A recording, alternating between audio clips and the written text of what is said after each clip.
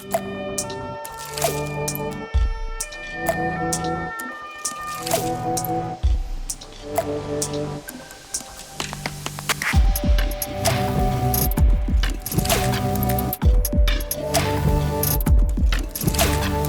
una indústria química que sigui segura i que tingui en compte el que és la ciutadania i tingui en compte el que són els treballadors i treballadores. Es deixin de precaritzar perquè tot això influeix directament a la seguretat.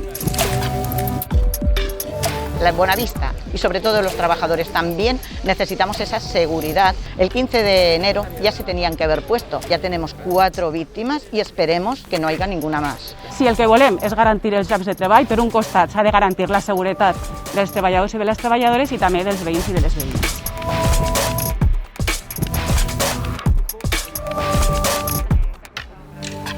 Ya llevamos prácticamente un mes porque entendemos que la sanidad pública tiene que ser un valor que no tenemos que perderla, que el COVID se le hace frente desde los CA, cosa que no sucede porque aquí se han reducido el número de personal, de especialidades, de médicos.